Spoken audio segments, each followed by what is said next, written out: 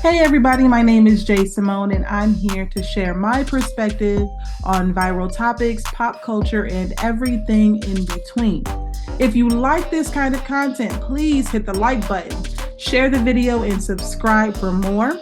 I also welcome comments. Today, I'm just going to jump right in, and I'm going to be having my content centered around Blackness and the Black community. With that, my topic for today is going to be accountability along with brutal honesty and what that looks like in the Black community. So what made me think of this off the top of my head, honestly, is I was on Twitter and there was a comment about, who is to blame for the state of the Black community. And a lot of, just being honest here, a lot of the men were saying that it was the single mothers. A lot of people were raised by single mothers compared to other races and demographics of people. And single mothers in our community need to be held accountable for their part in the state of the Black community. I wholeheartedly disagree with that statement. I think that when it comes to accountability for Black single mothers, it should be about the child. And I'll go into what I mean by that. So what I mean by that is, if I choose a man, I have a child with that man, he is no longer in the picture, he decides to leave. By what a lot of people would say, I would have chosen the wrong partner. I chose wrong. The way I take accountability for choosing the wrong man would be for me to raise the child, not abandon the child, but raise the child to the best of my ability, providing housing, providing shelter, food, emotional stability to that child, putting that child in extracurricular activities, loving that child with all my heart, providing a stable environment for that child that I created with someone who was no longer in the picture. That is the mother stepping up and taking accountability for her actions. She did not say, oh no, it wasn't just me and he and I can't do this, so I'm not going to do this.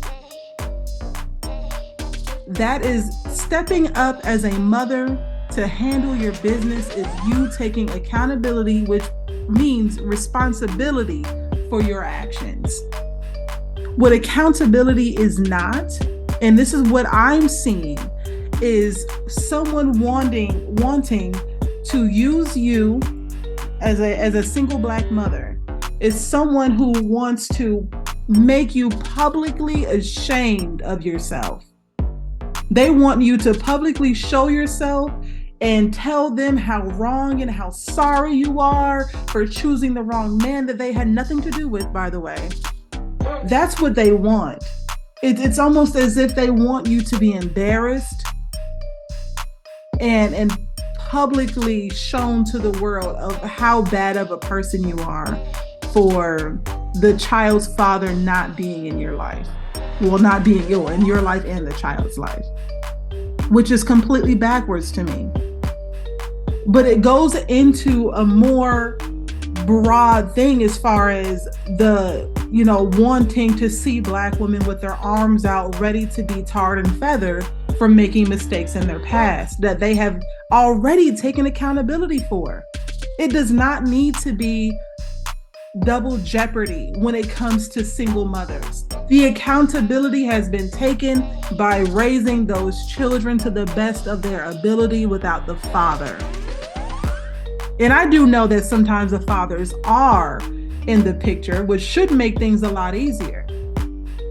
So even so, my point still stands. That is the accountability. The accountability is not leaving that child and starting a family elsewhere. That's not accountability. The accountability has already been taken. So when it comes to these conversations in the Black community, regarding the accountability politics and who needs to stand up and whose turn is it to be degraded by a group of people. That is not accountability, Black people. That's not accountability. But when it comes to us, it seems like the accountability needs to hurt. They want to see accountability hurt. And this goes right into brutal honesty. I think we as Black women, we are so used to being lied to, possibly, that we'll take any kind of honesty. And I'm here to tell you today that brutal honesty should not be something that we are accepting in any kind of relationship. And I'm going to go into something really quick regarding brutal honesty. First of all, let's talk about the definition of brutal. Savagely violent, punishingly hard, or uncomfortable. Does that sound like something that should be pushed in our community when it comes to Black women? We need something to be savagely honest with us. That's not needed, and it's unacceptable. I have here at wellandgood.com, there's a quote from a neuropsychologist. His name is Dr. Hafiz, based in New York City. And he said something that really stuck with me when it comes to brutal honesty. It says, abusers may sometimes do this when it comes to brutal honesty, by the way. Abusers may sometimes do this to keep their partner's self-esteem low. This way, they feel that nobody else could ever love them, and therefore staying with their abusive partner is the only option. You're telling me that doesn't sound similar? This isn't foreign to us, Black women. This isn't foreign to us, and it's not needed. And what made me think about the accountability going into the brutal honesty aspect is this. The other day, I was watching another content creator, one of her videos. I'm sure people know Tanya TKO. So she did a video which allowed men to call in and tell her the things that they did not like about her message within her content. And I was really interested. It was really interesting to me. So the first man calls in and he says, I think that you coddle these women. You should be helping them and you're coddling them. She asks him, well, what should I be saying to these women? What should I be saying to make them better people? He names 3 things. The first thing he named was, you should tell women to choose better men to be in relationships with. The second one was, you should tell women to not push their emotional trauma onto their children. And 3, you should choose better men to father your children.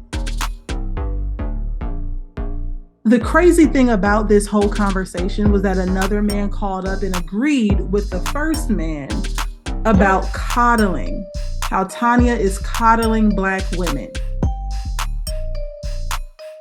Because for one, those are all topics that have been spoken about on that channel time and time and time again. Those are topics that have already been spoken about by her over and over again. So where is the disconnect? That's what I'm thinking about. Where is the disconnect in communication between Black women and Black men? If I'm understanding it, I hear the message all the time. Why can't you? Why do you see coddling? And I really, it was like an epiphany. The difference in it is that the message wasn't harsh enough towards women. Just stay with me real quick.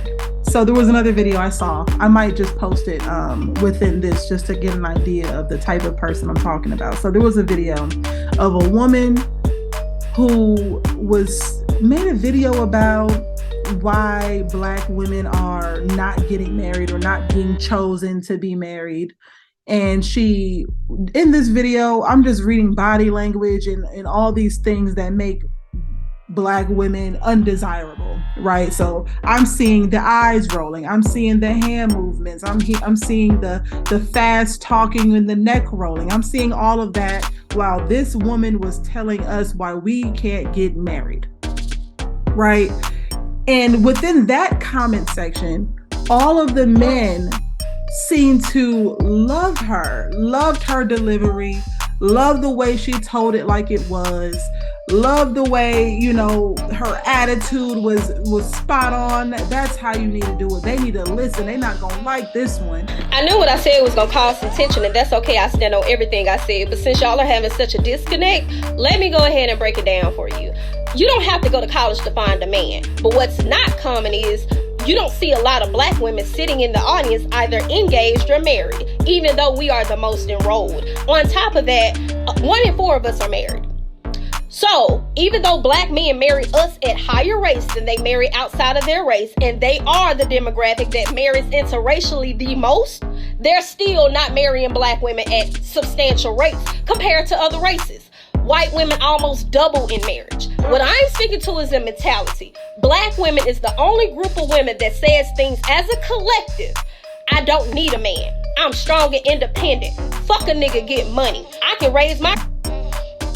Right, but when it comes to another woman, it's, oh, you're coddling them. And what I really believe is that because all of this falls into accountability, right? You need to have Black women learn from their mistakes and choose better men. Don't be single mothers anymore. Cool. So when a woman is speaking to other women in a way that we can understand it and digest that message and says, no more sleeping with men who have the potential to get you pregnant and cannot financially support that child. Don't do it anymore, ladies. We all got it. But that's not what these men wanted to hear from her. What they wanted to hear was something like, y'all are getting knocked up by these dudes. Y'all like thugs, and pretty much point those fingers. And that's kind of what they want to hear. They want a harsher, they don't want you to be soft. Even if the same message is the end goal. Even if you're trying to get across the same point, they want it done in a way that makes you feel terrible. They want it done in a way that hurts your feelings a little bit, that can make you uncomfortable. Something that is punishingly hard. Something that is savagely violent. That's how they want their accountability wrapped up. That's how they want it. And then it also goes into, is this really about accountability, or do you just want someone to blame?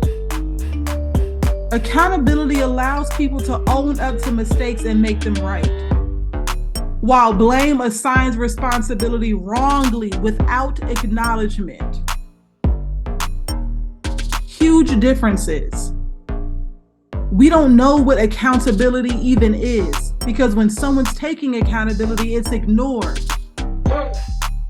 To Black people, you're not accountable unless somebody makes you feel like a piece of crap. To them, that's accountability, to make you feel like you are less than, to make you feel like you're not worthy of anything after that. What happened to the upliftment? It's honestly sad. It's really sad. And then from that topic, we can just keep going on and on. Because if you have men listening in on conversations between Black women and then coming in and telling us the way we need to communicate with each other, well, that's another problem right there. Because why are you jumping in a conversation that is not meant for you? That's why you're not seeing it. This conversation is not for you. The demographic that is supposed to get and digest and understand this message is getting it. The girls that get it, get it. The girls that don't. Let me cook. It's like you cannot be male, have all this masculine energy, and then try to push that on women and say that that's coddling. Everything does not have to be brutal. You don't need to talk to women and be honest with them with such brutal honesty and make everything sting under the guise of, at least I told the truth. You know, another example that I'm pretty sure everyone heard of, right? Remember when women were saying, like, look, if you just want to sleep with me, just say that. But let me be the one to make that decision. Don't manipulate me. Don't lie to me in order to get me in the bed. Just tell me what you want, because I might want the same thing. And then, and then they would come up with the most vile and disgusting way to say that they want to sleep with you. Not too long ago, I would say maybe 3 months ago, I saw a video went viral with a black couple that it was like one of those how did we meet type stories, and it was all about how in the beginning how he didn't want her in that way because he couldn't be faithful to her. But did he say, because now he's married to this woman. But you would think he would say, I told her that I'm not ready for a relationship because I cannot be faithful. No. He sat there on camera and said, I told her from the beginning I would dog her out. I told her I'll dog you out. Why does it need to be that? Like, the honesty, of course, is always appreciated. But it's like the brutal honesty where there's things that need to be made and said in such a disrespectful way that you're almost taken aback by it.